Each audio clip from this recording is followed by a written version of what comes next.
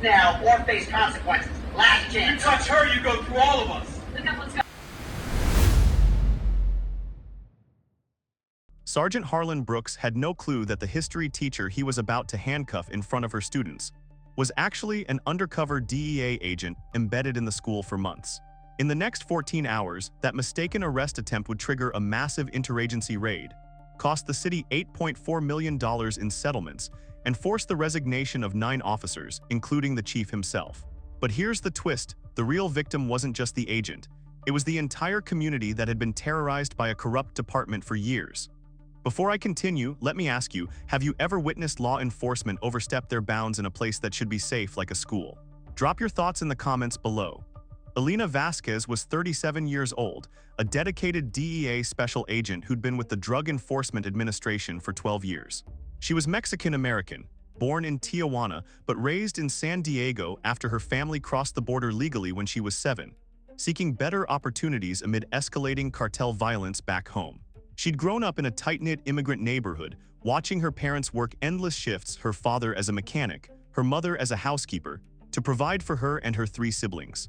Elena excelled in school despite the challenges, earning a full scholarship to UCLA where she majored in criminal justice, driven by a personal mission to combat the drug trade that had claimed her uncle's life in a cross-border smuggling incident. After college, she joined the DEA Academy, enduring grueling training that tested her physically and mentally. 18 weeks of firearms drills, surveillance techniques, legal studies, and simulated raids. She graduated top of her class, her sharp instincts and bilingual skills making her ideal for undercover work.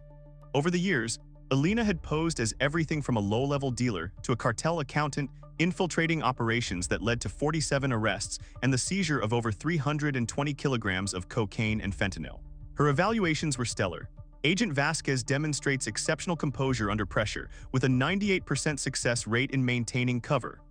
But her job came at a cost: long absences from family, constant paranoia, and the emotional toll of living double lives.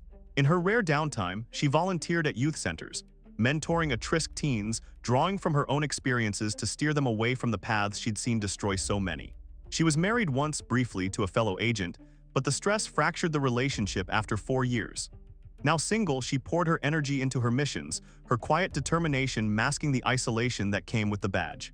For this operation, Elena had been undercover as Maria Lopez, a history teacher at Roosevelt High School in Portland, Oregon, for 8 months. It was a deep cover assignment targeting a fentanyl ring, using the school as a distribution hub, students as unwitting mules, lockers as drop points. She'd built her persona meticulously. Fake credentials from a community college, rented apartment in a modest neighborhood, even a fabricated backstory of moving from California for a fresh start after a divorce.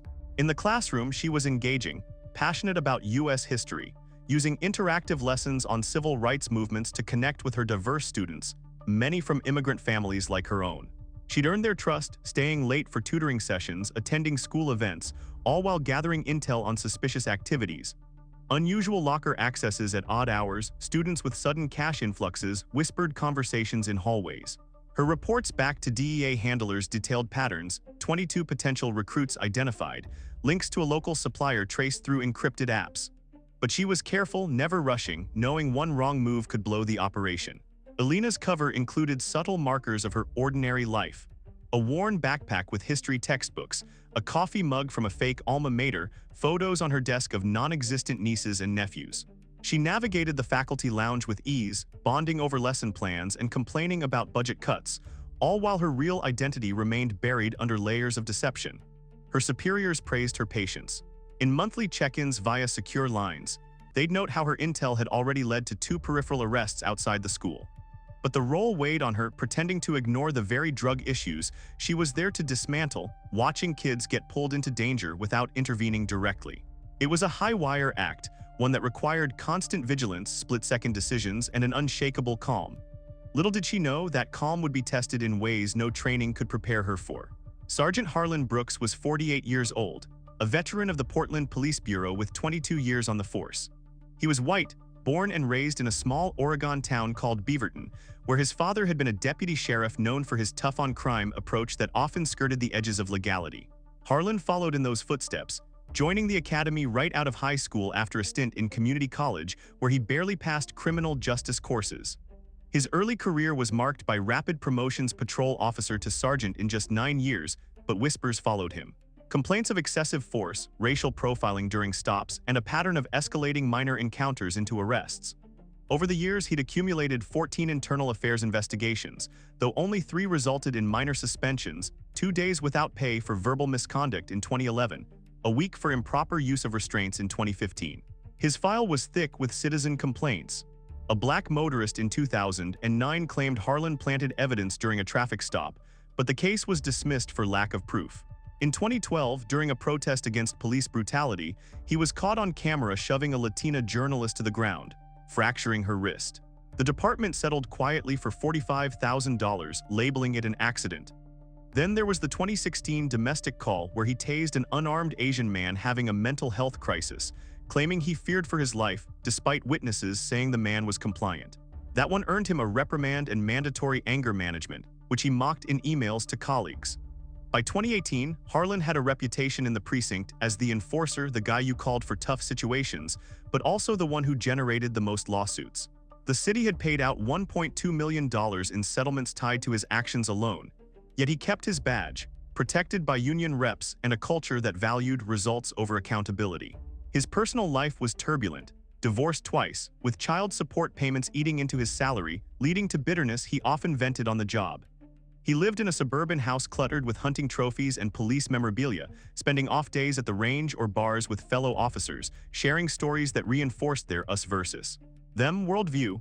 Harlan's approach to policing was aggressive, rooted in a belief that authority must be asserted immediately and forcefully.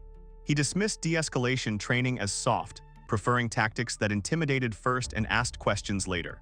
His body cam footage, when reviewed, often showed him barking orders, hands on his weapon, even in low-threat scenarios. Colleagues described him as loyal but volatile, quick to back up his team, but equally quick to snap at perceived disrespect.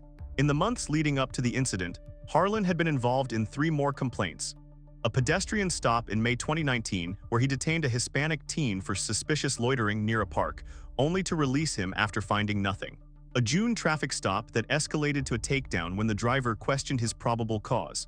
And a July welfare check that turned into a home search without consent, yielding no evidence but traumatizing the family. Each time, investigations cleared him with notes like actions within policy. But patterns emerged. Targets were disproportionately people of color. Encounters often started over minor infractions, and force was used prematurely. Harlan saw himself as a hero, the thin blue line holding back chaos, but to the community he was a symbol of everything wrong with policing. Unchecked power, racial bias, and a system that protected its own at all costs. It was a rainy Thursday afternoon on November 7, 2019, in Portland, Oregon. The kind of day where the Pacific Northwest sky hung low and gray, dumping steady drizzle that turned streets into slick mirrors and chilled everyone to the bone. Roosevelt High School, a sprawling brick building in the northeast part of the city, was buzzing with the usual end-of-day energy. Students shuffling between classes, lockers slamming, announcements crackling over the intercom about upcoming basketball tryouts. The temperature hovered around 48 degrees Fahrenheit, with wind gusts whipping fallen leaves across the parking lot. Inside the history wing on the first floor, the air smelled of wet raincoats and chalk dust, mixed with the faint aroma of cafeteria lunches lingering from noon. Elena Vasquez, undercover as Maria Lopez, was in room 112, teaching her 4th period U.S. history class to 24 sophomores. The lesson was on the civil rights movement, with Elena at the front, marker in hand, diagramming key events on the whiteboard: Rosa Parks' arrest, the Montgomery bus boycott, Martin Luther King Jr.'s speeches. She wore a simple blouse and slacks, her hair tied back, projecting the image of a dedicated educator while her mind cataloged subtle clues. A student named Javier fidgeting unusually, his backpack bulkier than normal, possibly a drop. She'd been preparing for this class all morning, reviewing notes from her real DEA log encrypted on a hidden app in her phone while sipping coffee in the staff room, chatting casually with colleagues to maintain cover. The school itself was a microcosm of Portland's diversity. 1,200 students, 45% white, 30% Hispanic, 15% Black, 10% Asian, and other groups, many from low-income families reliant on free lunch programs. Security was minimal, 2 guards patrolling the halls, metal detectors at entrances post a 2017 incident, but tensions simmered from recent drug overdoses in the district, 2 fatal that year alone.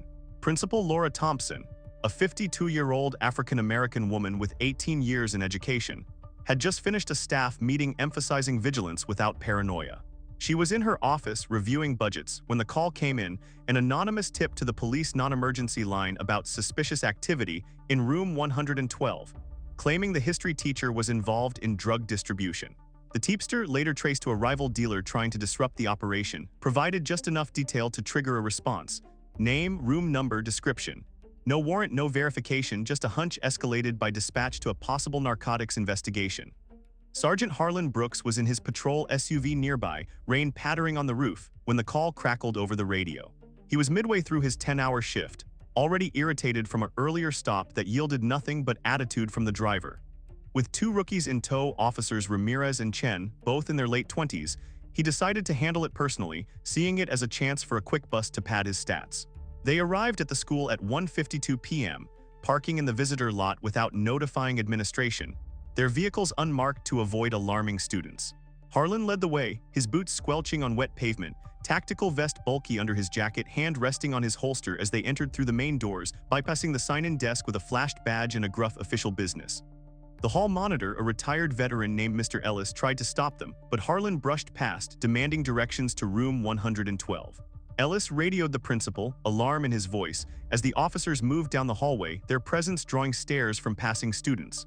The confrontation ignited at 1:58 p.m., right outside Alina's classroom.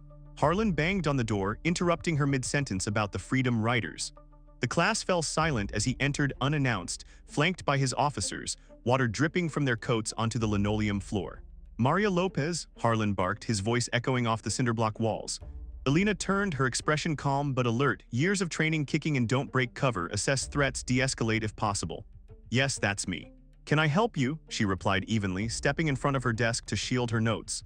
Students shifted uneasily, phones discreetly pulled out to record. Harlan announced they had a tip about illegal activity, demanding she step outside for questioning. No warrant, no specifics, just authority asserted like a weapon. Alina requested they speak with the principal first, citing school policy, but Harlan insisted, "This can't wait. Hands where I can see them." The escalation was swift, he reached for his cuffs, moving toward her as if to detain her on the spot. That's when the human wall formed. Principal Thompson arrived at 2:01 p.m., breathless from her sprint down the hall, positioning herself between Harlan and Alina. "You need a warrant to question or detain anyone on these premises," she stated firmly, her voice steady despite the adrenaline. Harlan scoffed, "We're police, we don't need permission to investigate crimes." But Thompson held her ground, invoking FERPA laws, employee rights, and the need for judicial oversight. Teachers from adjacent rooms, math instructor Mr. Patel, English teacher Miss Nguyen, the counselor Mrs. Foster, emerged, drawn by the commotion, forming a loose barrier in the doorway and hallway. It was spontaneous solidarity. 8 educators in total, arms linked subtly, bodies blocking access without violence. Students inside filmed from their desks, whispers turning to murmurs. Harlan radioed for backup at 2:03 p.m., his face reddening, threatening obstruction charges. "Move aside or you're all under arrest," he shouted, but the group didn't budge. Thompson called district legal at 2:04 p.m., her phone on speaker, as the standoff stretched 2:05, gestures growing tense, Harlan pacing, officers shifting uncomfortably. Witnesses in the hall, a janitor, 2 students started live streaming, capturing every barked order, every defiant stance. Alina remained behind her protectors, silent, her mind racing. Blowing cover now could jeopardize the operation, but escalation might force her hand. The rain outside intensified, thunder rumbling distant, mirroring the building's storm inside. At 2:07 p.m., more staff joined, now 12 in the barrier. A diverse group reflecting the school's makeup, white, black, Asian, Hispanic, united against overreach. Harlan attempted to push through at 2:09 p.m., shoulder-checking Mr. Patel, who stumbled but held the line. "Assault on an officer," Harlan yelled, but no one moved. The tension peaked at 2:11 p.m. with Harlan's hand on his taser, eyes locked on Thompson.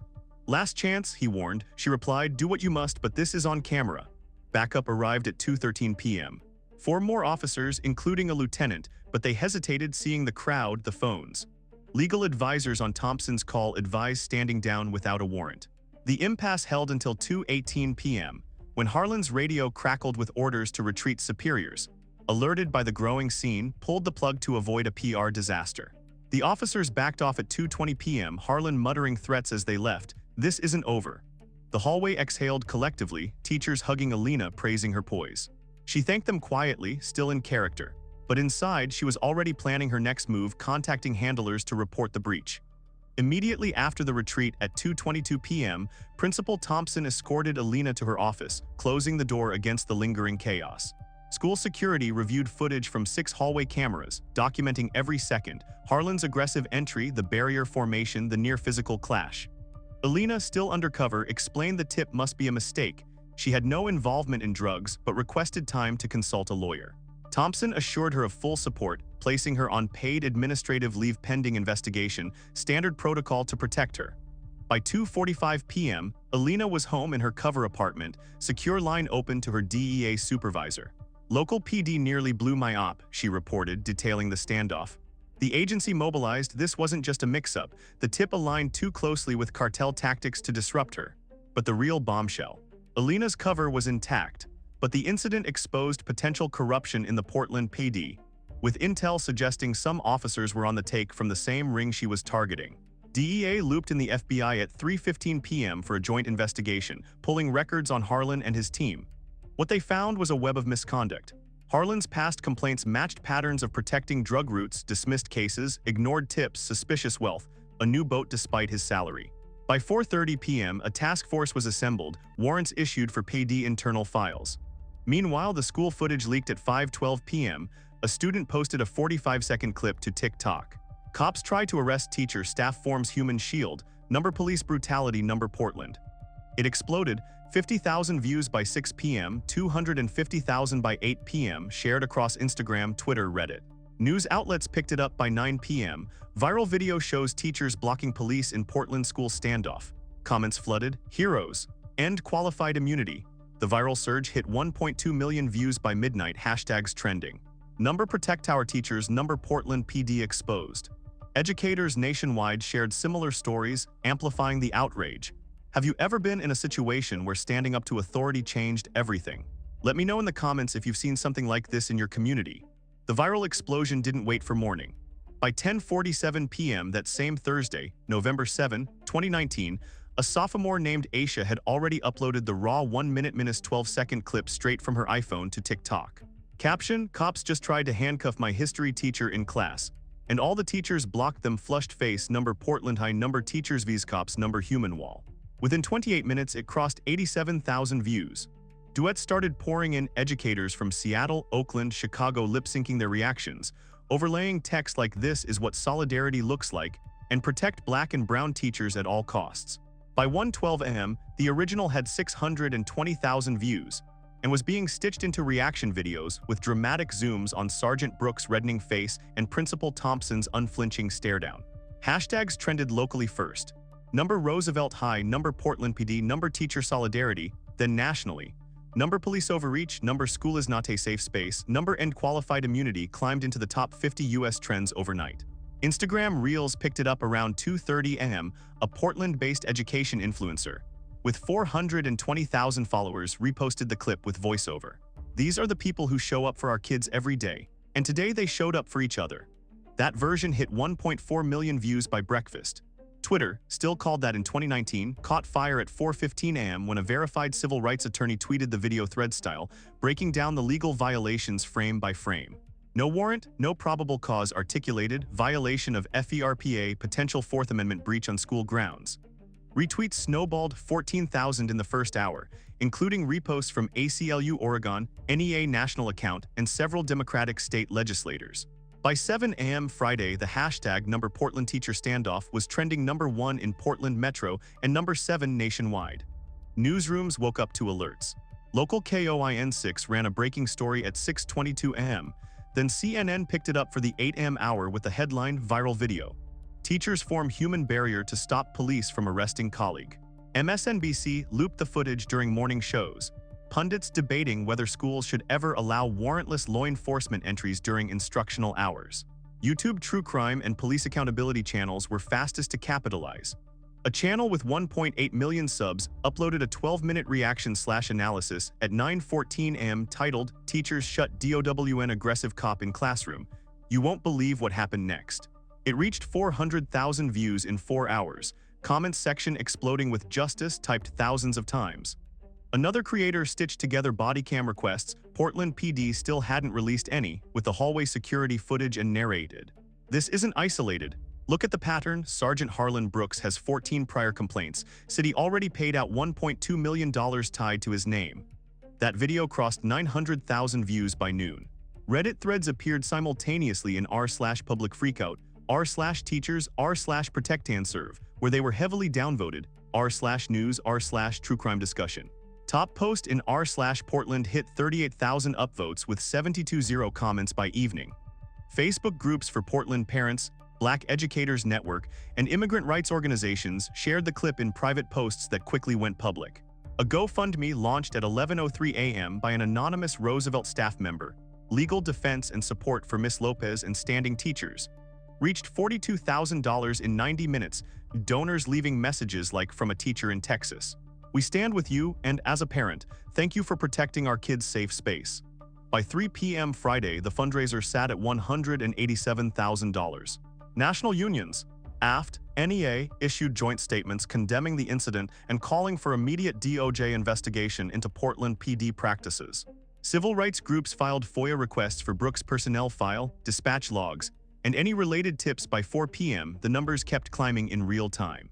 TikTok original crossed 4.2 million views by 6 p.m. Friday. Instagram version hit 3.1 million. Twitter mentions of number Portland teacher standoff topped 210,000. YouTube reaction ecosystem produced over 47 videos totaling 8.9 million combined views in the first 30 hours. International outlets, BBC, Al Jazeera, The Guardian, ran short pieces Saturday morning, framing it as another flashpoint in U.S. police accountability debates. Memes emerged, photoshopped images of the teacher barrier as superheroes, Sergeant Brooks as a cartoon villain getting blocked by a "no-you" sign.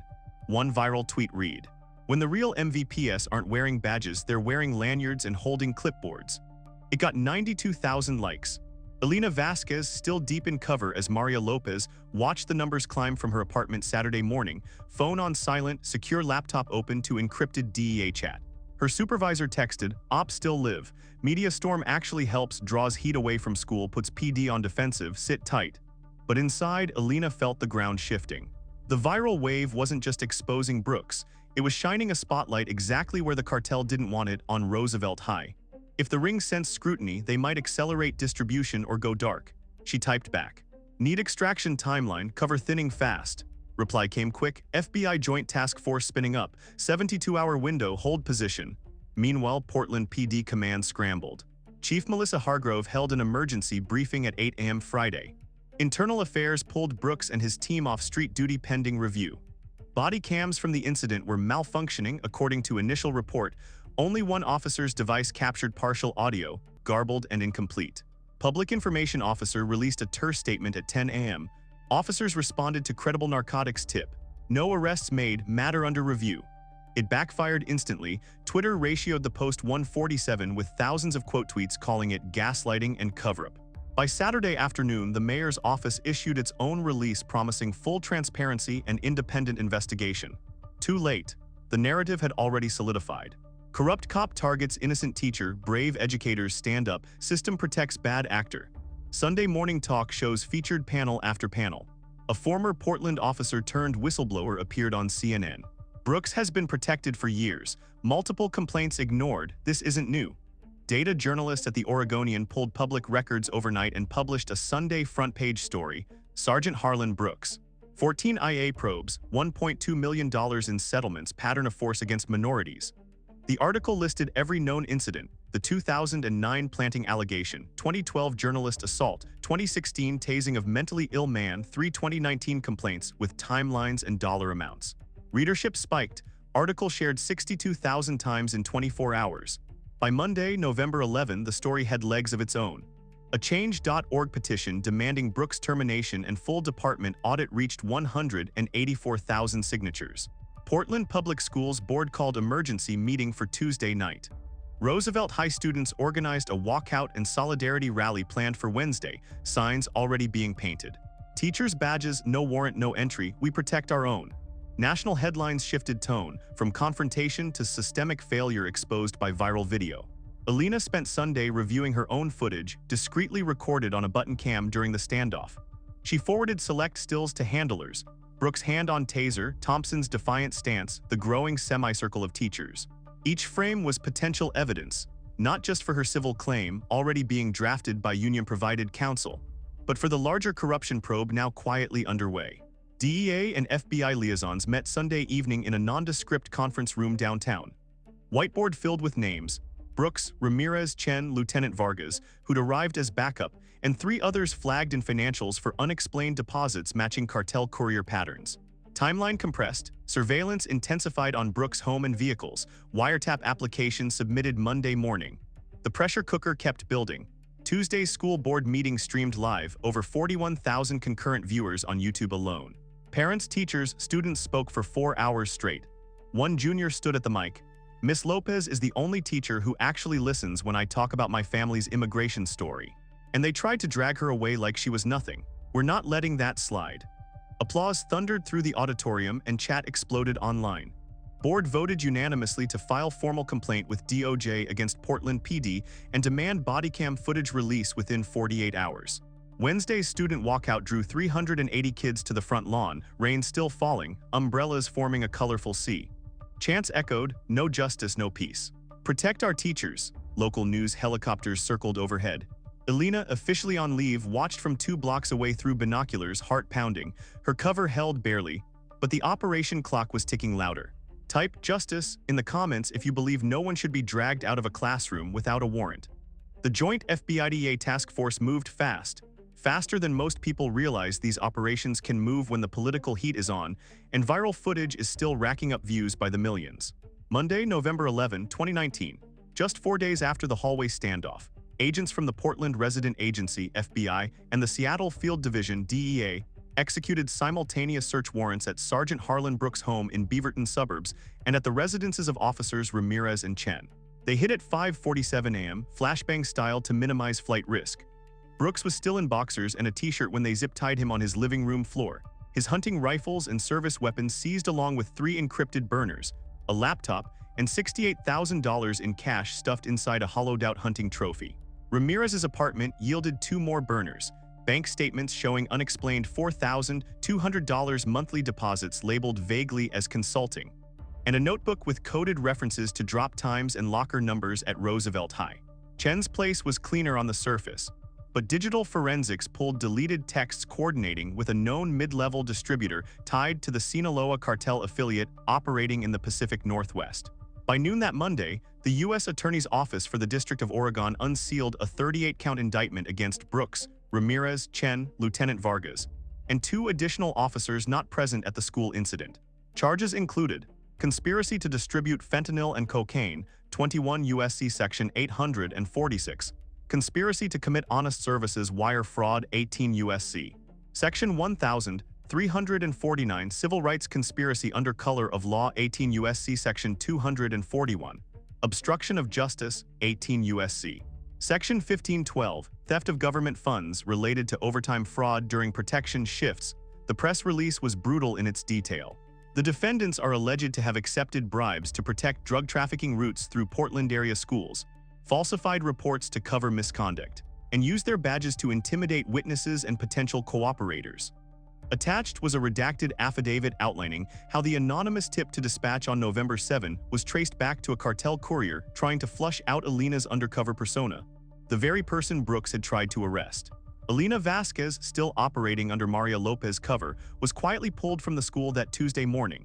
DEA extracted her at 7:15 a.m. during what appeared to students and staff as a routine medical leave extension.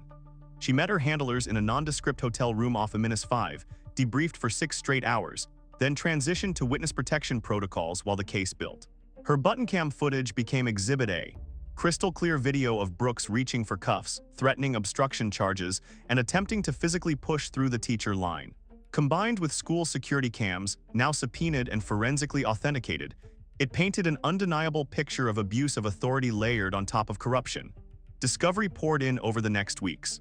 Financial analysts traced $1.87 million in suspicious deposits across the 6 indicted officers' accounts from 2016-2019. Payments routed through shell companies, cash drops at storage units, even gift cards bought in bulk and redeemed for crypto. Phone records showed 214 contacts between Brooks and a burner linked to the cartel mid-level guy over 14 months. One chilling text from Brooks to the contact, dated October 22, 2019. New teacher sniffing around lockers, handle or I will.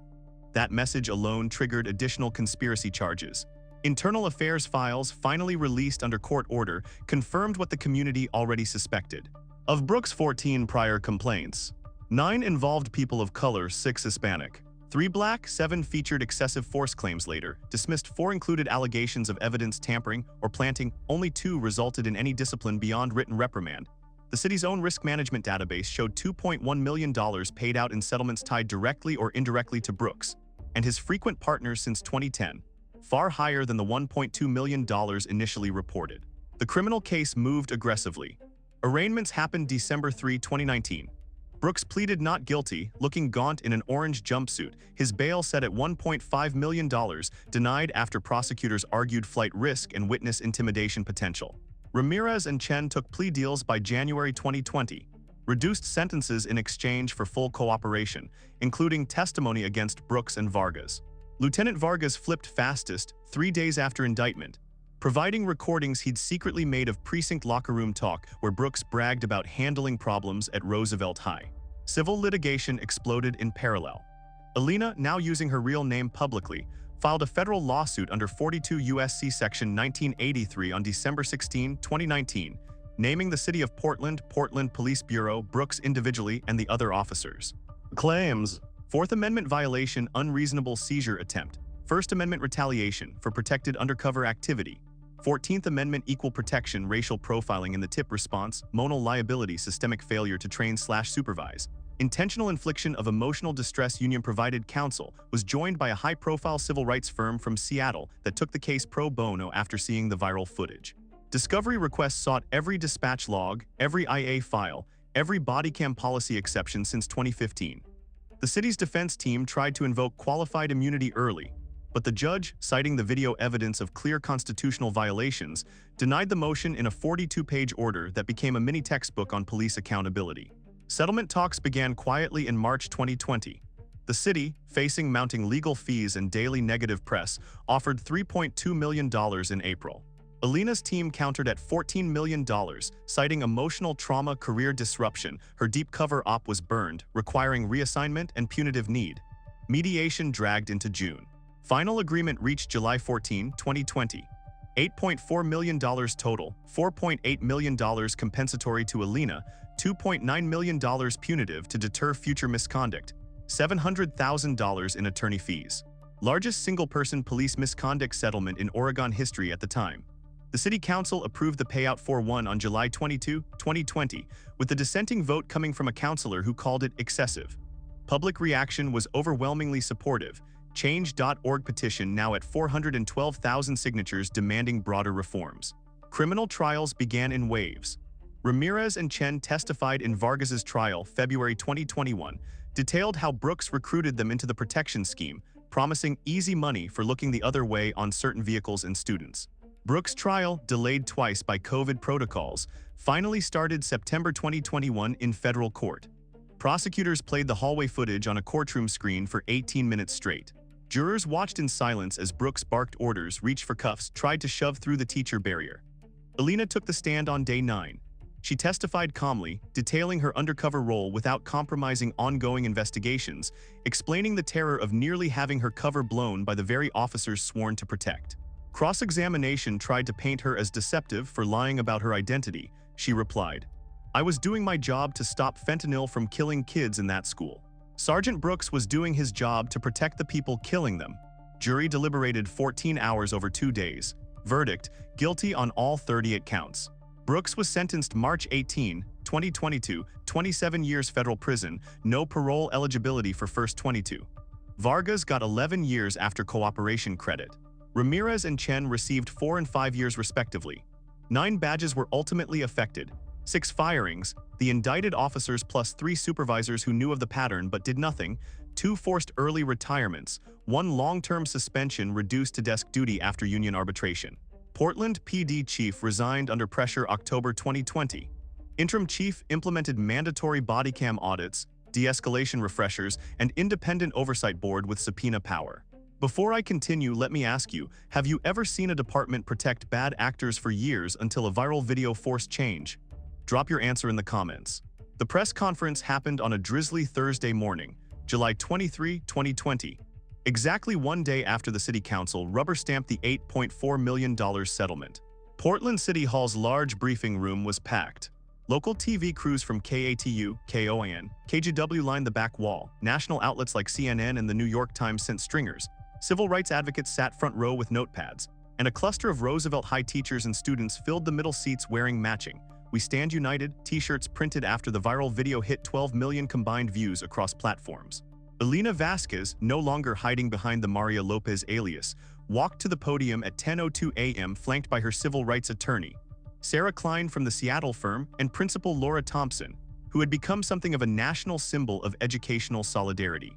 Elena wore a simple navy blazer over a white blouse, hair pulled back, no makeup beyond a touch of lip color. She looked directly into the cameras, voice steady, but carrying the weight of someone who had lived undercover for months and then watched her world explode on TikTok. "Thank you for being here today," she began.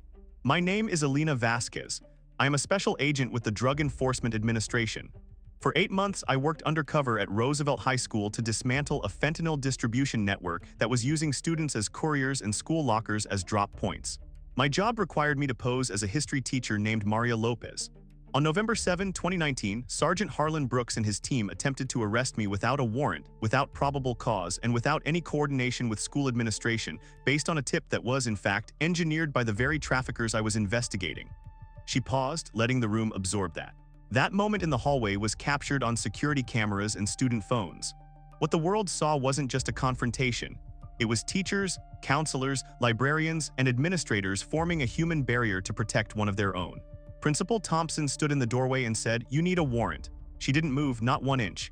That act of collective courage saved my operation, protected the students, and ultimately exposed a corrupt ring inside the Portland Police Bureau that had been shielding drug traffickers for years.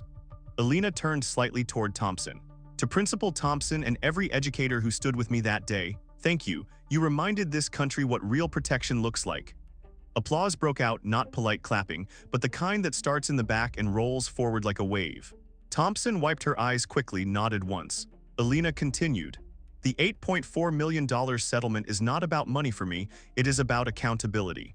It is about making sure no other undercover agent, no other teacher, no other student has to face armed officers bursting into a classroom without judicial oversight. It is about forcing systems to change when they fail the people they are meant to serve." She listed key reforms already in motion: mandatory multi-point identity verification before any school-based enforcement action, bodycam activation required on all responses to anonymous tips, independent civilian oversight board with power to subpoena PD records, annual audits of IA complaints for racial disparities, de-escalation and implicit bias training refreshers for every officer with failure to complete resulting in suspension. Then she addressed the bigger picture. This case is not isolated. Across the country, schools have become battlegrounds for overreach. In 2019 alone, the ACLU documented 47 incidents of law enforcement entering K-12 schools without proper warrants or coordination, disproportionately affecting educators and students of color. We cannot allow classrooms to become extensions of the street. Schools must remain safe havens for learning, for growth, for protection. Questions came fast. CNN reporter: "Agent Vasquez, how close was your cover to being blown permanently?" Elena: "Extremely close. If Sergeant Brooks had succeeded in detaining me that day, the entire operation would have collapsed. Lives were at stake, kids' lives. The fentanyl those traffickers were moving has a lethal dose measured in milligrams. Every day I was in that classroom, I was racing against that clock." Local KOIN anchor: "Do you believe the Portland Police Bureau has systemic issues beyond these 6 officers?" Elena: "The indictment and the settlement speak for themselves. When complaints pile up for years without meaningful discipline, when millions are paid out in hush settlements, when patterns of racial bias appear in stop data, yes, there are systemic issues. But change is possible when people refuse to look away." A student from Roosevelt High, now a senior, stood up without being called. "Miss Vasquez or Agent Vasquez, did you ever feel scared that day?" Elena smiled softly for the first time. "Yes, but I wasn't alone. I had 12 colleagues who chose to stand between me and those cuffs. That made the fear bearable." The presser ran 42 minutes. When Elena stepped away from the podium, Thompson took her place briefly. Roosevelt High will always stand for its people. We installed a permanent plaque in the science wing hallway not far from where it happened. It reads, "Here we stood united in protection of our own. Every student who walks past it will know what solidarity can do." The footage of the press conference went viral again, this time intentionally. Clips of Alina's opening statement hit TikTok with number agent undercover, number teachers saved the day, number police corruption exposed, racking up another 9 million views in 72 hours. YouTube channels did deep dive breakdowns. DEA agent reveals full story, teachers versus corrupt cops. Comment sections filled with justice typed in every language. Type justice if you support real accountability. Share if you think schools should be warrant-free zones. Alina's story became a case study in federal training academies, how community resistance can protect operations, how viral accountability can force institutional change. She was invited to speak at the National Association of School Resource Officers conference later that year. At civil rights summits, even testified before a House subcommittee on school safety and police interactions in 2021. But she never forgot the personal cost. The undercover life she'd built, the fake apartment, the fabricated backstory, the daily performance was gone. Reassignment meant desk work for a while, then lighter field ops. She missed the classroom rhythm, the way a good lesson could light up a kid's face. So she started volunteering again, this time openly, at youth centers in Portland, teaching history workshops on civil rights, drug policy reform, and constitutional protections. Students recognized her from the news, some asked for selfies, she always said yes. The plaque at Roosevelt High became a quiet pilgrimage site. Teachers took new staff there on orientation tour. Students paused during passing periods, read the words, felt a small surge of pride. One junior wrote in the school newspaper, "We didn't just protect a teacher that day. We protected the idea that no one gets to barge in and take someone away without proof." If stories like this matter to you, hit subscribe. We've got more coming that show what happens when good people finally say enough. Drop justice in the comments if you think viral videos should be the spark that finally ends qualified immunity for cases like this. See you in the next one. The national statistics started hitting like aftershocks once the settlement dust settled and Alina's press conference clip kept recirculating. By late 2020, researchers, journalists, and advocacy groups were digging deeper, connecting Portland to a much bigger, uglier picture. Here are just some of the numbers that emerged in reports, congressional hearings, and DOJ reviews between 2020 and 2024. Numbers that show this wasn't a one-off bad apple story, but a symptom of something rotten running through too many departments. According to a 2021 ACLU analysis of 2015-2020 data from 47 major U.S. cities, law enforcement entries into K-12 schools without judicial warrants occurred at least 312 times. In 68% of those cases, the individuals targeted were people of color, even when controlling for population demographics. The U.S. Department of Education's Office for Civil Rights reported that between 2017 and 2019, school-based arrests disproportionately affected Black students, who make up 15% of public school enrollment but 31% of school-related arrests, and Hispanic students, 25% of arrests despite being 27% of enrollment. A 2022 ProPublica investigation found that in districts with school resource officer programs, use of force incidents inside schools rose 41% from 2015 to 2020, with Black and Latino students accounting for 59% of those incidents. The Sentencing Project's 2023 report on police in schools noted that students of color were 3.5 times more likely than white students to be referred to law enforcement for the same minor infractions: disorderly conduct, truancy, minor fights. Qualified immunity shielded officers in 57% of excessive force civil suits filed between 2005 and 2020, according to a Reuters database of 4,000-plus cases, even when bodycam or security footage clearly showed violations. From 2014 to 2023, U.S. cities and counties paid out more than $3.2 billion in police misconduct settlements and judgments, Bowen Law Group analysis. In 2020 alone, the year Alina's case settled, the figure hit $535 million nationwide. A 2021 Mapping Police Violence study showed that Black Americans were 2.9 times more likely than white Americans to be killed by police. When narrowing to on-duty incidents in educational or youth settings, the disparity jumped to 4.1 times. The NEA and AFT Joint 2022 survey of 480 educators found that 63% had personally witnessed or experienced law enforcement overreach on school grounds in the previous 5 years. 41% said they feared similar intrusions would happen to them or a colleague. In Portland specifically, the DOJ's 2022 Pattern or Practice investigation, launched after Alina's case gained traction, concluded that the Bureau engaged in a pattern of excessive force, discriminatory policing, and inadequate accountability mechanisms. The report cited Brooks' history as illustrative but not exceptional nationwide. Anonymous tips, the exact trigger in Alina's incident, led to warrantless actions in schools in at least 89 documented cases from 2018-2022 Education Trust Database. Only 14% resulted in any criminal charges. 62% yielded no evidence at all. Bodycam malfunctions or failures to activate occurred in 29% of reviewed Portland PD incidents involving force between 2017 and 2019, Independent Auditor Report 2021. Nationally, similar rates hovered around 22-34% in major departments, 2020 Perf study. Civil rights lawsuits against police for school-based misconduct rose 37% from 2015 to 2021, LexisNexis Legal Database. Average settlement in cases with clear video evidence, $1.8 million. A 2023 Rand Corporation study estimated that ending qualified immunity for clear constitutional violations could reduce police misconduct payouts by up to 41% over 10 years through better training and deterrence.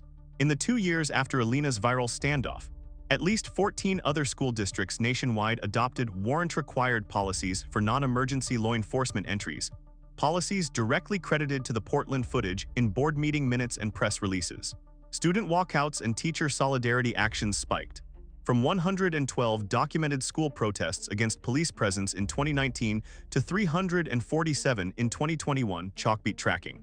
By 2024, 19 states had introduced or passed legislation restricting warrantless police actions in schools, with language often mirroring the reforms Portland implemented post-settlement.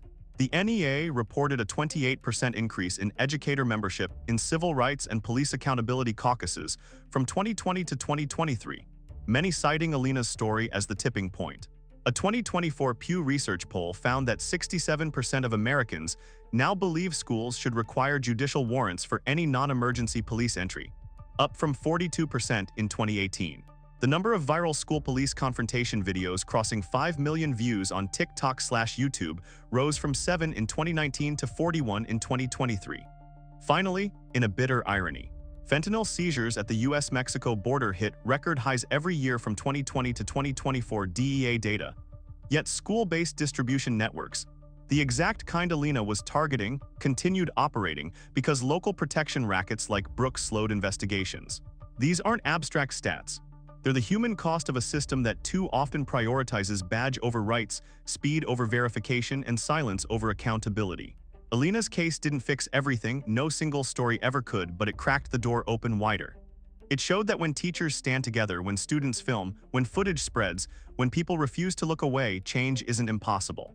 It's inevitable. Let me know in the comments if you've ever seen a pattern like this in your town or school district.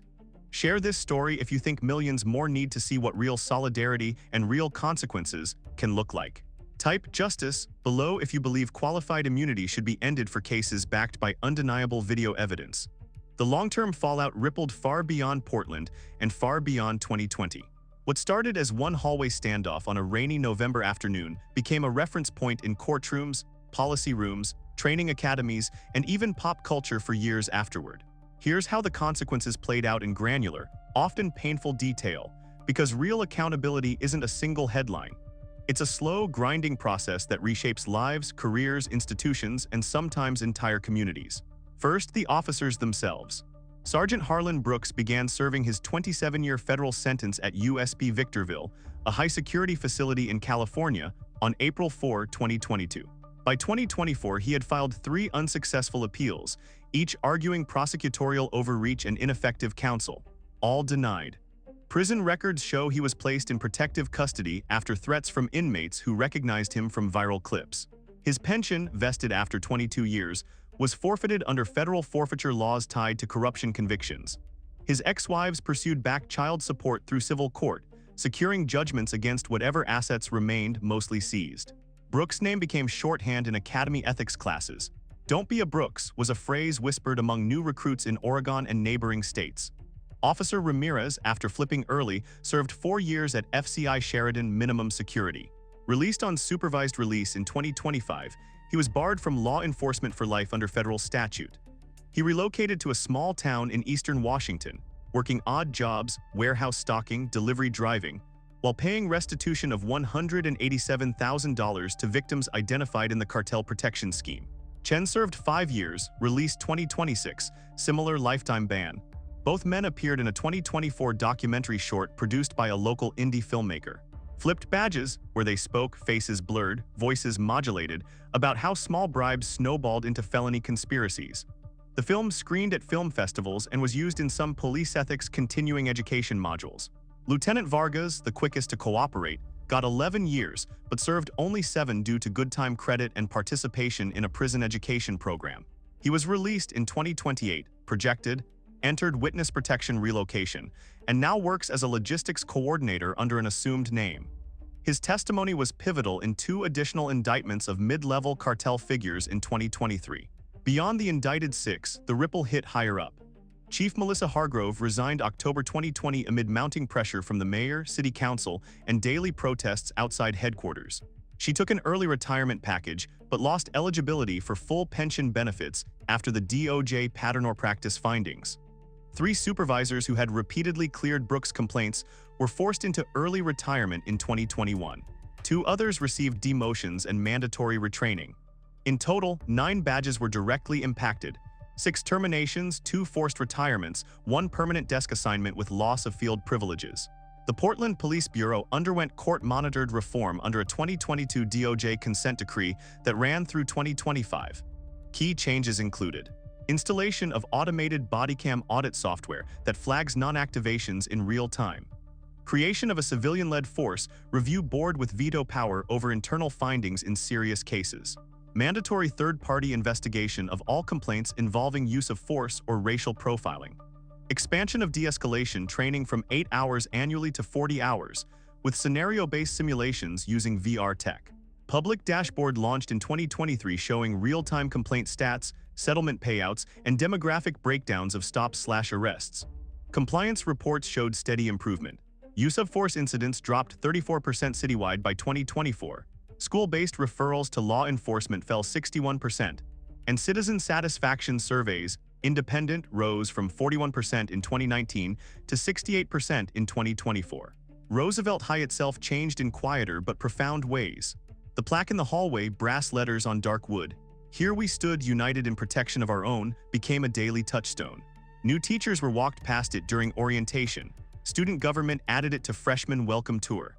The school implemented a warrant and coordination protocol that required any law enforcement request to go through the principal and district legal first, a policy adopted by 27 other Oregon districts by 2023. Faculty morale, which had dipped after the incident, rebounded. Teacher retention rose 18% over previous 2019 levels, and anonymous surveys cited stronger sense of community as the top factor. Elena Vasquez returned to active field duty in 2022 after a year of mandatory psych eval and retraining. She was promoted to supervisory special agent in 2024, overseeing undercover ops in the Pacific Northwest. She never went back to full classroom cover. The risk was deemed too high after the viral exposure, but she mentored younger agents on deep cover techniques and resilience under scrutiny. In 2023, she co-authored a DOJ white paper titled "Community Resistance as Operational Safeguard," citing her own case as evidence that allyship from civilians can protect missions and expose corruption simultaneously. She also channeled part of her settlement into something lasting. In 2021, she founded the Vasquez Education Defense Fund, a nonprofit providing pro bono legal support, rapid response training, and emergency grants to educators facing law enforcement overreach in schools. By 2025, the fund had assisted 214 cases nationwide, helped pass safe haven legislation in 3 states, and built a network of 18 educator volunteers trained in de-escalation and rights assertion. Annual galas featured speakers like Principal Thompson and former students from Roosevelt. Donations topped $4.1 million cumulatively. On a personal level, Elena bought a small house in a quiet Portland suburb in 2023. She adopted a rescue dog, a German Shepherd mix named Riley, and started teaching community history classes at the local library on weekends. Topics like civil rights, immigration policy, and the Fourth Amendment. She rarely gave media interviews anymore, preferring to let the work speak. But every November 7, she posted one quiet Instagram story, a photo of the hallway plaque with the caption "Still standing. Still united." The city of Portland paid the $8.4 million in installments through 2024, funded partly by reallocating from the police overtime budget, reduced after reforms. No tax hikes were needed, a point council members emphasized in budget hearings. The payout became a benchmark. Civil rights attorneys cited it in negotiations elsewhere, pushing averages upward in video-backed cases. Culturally, the story endured. A Netflix limited series greenlit in 2024, Human Barrier, dramatized the events with Alina's consultation. She took no payment, only script approval rights. It premiered to 18 million viewers in its first month. True crime YouTubers still reference it in 2026 roundups. Top 10 times civilians beat the system. TikTok duets of the original clip continued to surface, often paired with new school overreach stories as reminders. And the biggest legacy: schools in dozens of districts now train staff on exactly what to do if officers arrive without proper paperwork. The instinct that formed spontaneously that November day, link arms, stand firm, film everything, became taught protocol. Not out of distrust, but out of hard-learned respect for rights. Comment below if you believe stories like this are proof that real change starts when ordinary people refuse to step aside. If you think millions needed to see what accountability really costs and what it can build, share this one. See you in the next. And that brings us to the end of this story, but not to the end of the questions it forces us to ask. Alina Vasquez walked into a classroom full of teenagers expecting to teach history, and instead she became part of it. A single anonymous tip, a sergeant with a history of complaints who decided rules didn't apply to him, a group of educators who chose solidarity over fear, and suddenly a quiet high school in Portland became the epicenter of a national reckoning. The viral clip didn't just expose one corrupt cop, it peeled back layers of a system that had protected him for decades. It showed how quickly authority can turn predatory when unchecked, and how powerfully ordinary people can push back when they stand together. But here's what keeps me up at night, and what I hope keeps you thinking long after you finish this video. What if no one had filmed? What if Principal Thompson had stepped aside instead of planting herself in the doorway? What if the teachers had stayed in their rooms telling themselves, "It's not my fight"? Would Sergeant Brooks still be patrolling streets, still collecting protection money, still deciding who gets due process and who doesn't? Would the fentanyl still be flowing through those lockers unchecked? Would Alina's operation have collapsed, costing who knows how many young lives? These aren't hypothetical questions. They're the reality in too many departments across the country right now. The statistics we covered earlier aren't ancient history, they're ongoing. Schools are still being entered without warrants. Complaints are still being buried. Patterns of racial bias are still showing up in stop data. Anonymous tips are still triggering warrantless actions that ruin lives based on nothing more than a name match or a hunch. And qualified immunity is still shielding officers even when video proves misconduct beyond doubt. So before I wrap this up, I have to ask you directly, and I really want you to think about your answer. Have you ever been treated unfairly by someone in power? A boss, a landlord, a cop, a teacher, anyone who knew they could get away with it? Drop your story in the comments, no names needed if you don't want. Just let us know you're not alone in this. Have you ever seen a pattern like this in your town? Cops who seem untouchable, complaints that go nowhere, the same faces showing up in lawsuit after lawsuit? Type pattern below if you have. If you believe qualified immunity should be ended, or at the very least dramatically reformed, so that clear video evidence actually means consequences, comment "End Chi" right now. And if this story hit you the way it hit me, if it made you angry, hopeful, determined, anything, then hit that like button, subscribe if you haven't already, and turn on notifications. We do this every week. Real stories of people messing with the wrong person and finding out the hard way that accountability isn't optional anymore. Share this video with one person who needs to see it. A teacher friend, a parent. Someone who still thinks it can't happen here. Because it can, it did. And because enough people refused to back down, it cost a corrupt department millions, put bad actors behind bars, and forced real reforms that are saving lives today. Alina Vasquez went back to the fight, quieter now, wiser, but no less fierce. The teachers at Roosevelt High still walk past that plaque every day and remember, we stood, we held the line, and we won something bigger than one incident. The underdog doesn't always win. But when the footage is undeniable, when the community refuses to look away, when people link arms instead of stepping aside, the system has no choice but to bend. Justice isn't a gift. It's a fight, and sometimes it starts with one teacher saying, "Not in my classroom." Type "justice" in the comments one last time if you think stories like this matter. If they prove that change isn't impossible, it's just expensive and uncomfortable for the people who have been getting away with too much for too long. Thank you for watching all the way through. This one was heavy, but it's real. See you in the next one. Stay safe out there, stay vigilant, and never stop asking questions.